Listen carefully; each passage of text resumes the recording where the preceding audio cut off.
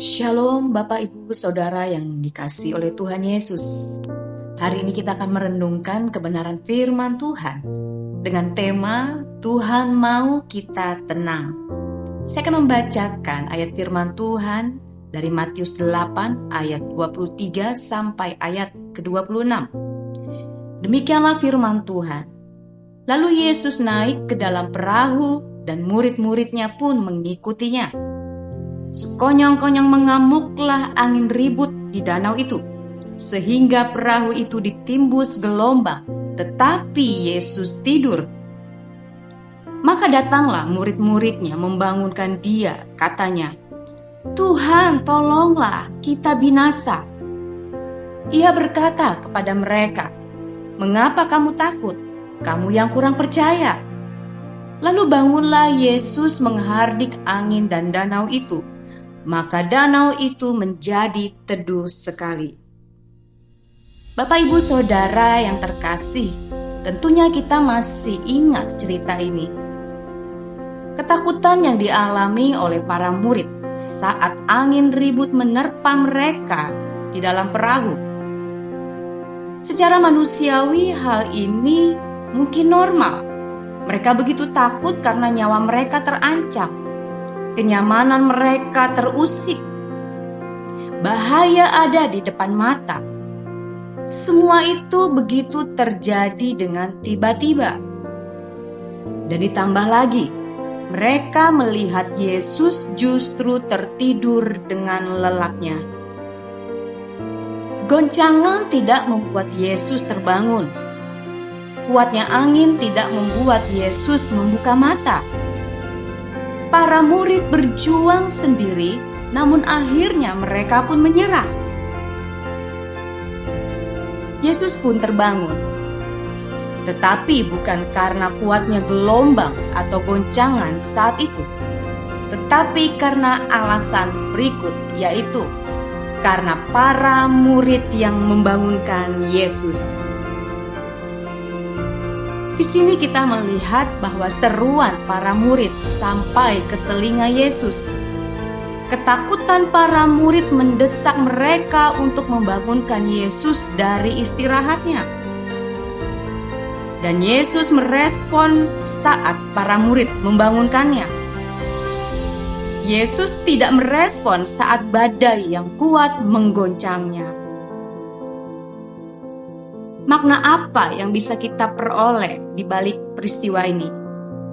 Bapak Ibu Saudara, kita melihat di dalam firman Tuhan ini bahwa bagi Yesus, muridnya lebih penting daripada badai yang ada.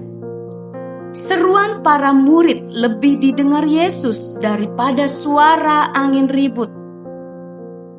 Sentuhan para murid ketika membangunkan Yesus membuat Yesus bertindak. Ini berarti Yesus lebih mementingkan keadaan para murid daripada persoalan yang sedang mereka hadapi. Kalau begitu, siapakah yang dimaksud dengan para murid? Kita adalah para murid Yesus. Bapak Ibu Saudara, setiap kita di mata Tuhan jauh lebih penting, jauh lebih berharga daripada pergumulan, daripada badai hidup yang mungkin saat ini sedang menimpa kita. Yang pertama-tama Yesus ingin kerjakan adalah memberikan ketenangan bagi kita, sekalipun badai itu masih ada. Yesus berkata dengan kasih kepada para murid, "Mengapa kamu takut, kamu yang kurang percaya?" Yesus ada di perahu bersama para murid. Mereka ada di dekat Yesus, tetapi masih mengalami ketakutan. Bahkan sebelum peristiwa ini mereka pun sudah menyaksikan mujizat yang Yesus kerjakan. Beberapa di antaranya, Yesus menyembuhkan seorang yang sakit kusta. Yesus menyembuhkan hamba seorang perwira di Kapernaum. Yesus menyembuhkan ibu mertua Petrus dan orang-orang lain. Namun mereka masih saja takut. Kalau begitu, apakah para murid benar-benar mengenal Yesus? Apakah kita benar-benar mengenal Yesus?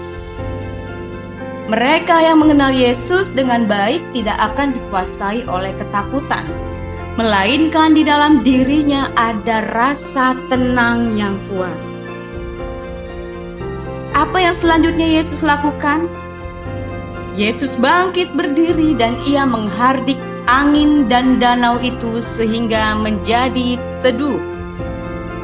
Setelah Yesus berperkara dengan pribadi para murid, ia pun berperkara atas persoalan, atas situasi yang sedang terjadi saat itu. Bapak Ibu Saudara yang terkasih, jika saat ini badai itu belum selesai, percayalah yang pertama Yesus ingin kerjakan adalah supaya kita mengalami ketenangan seutuhnya di dalam Dia.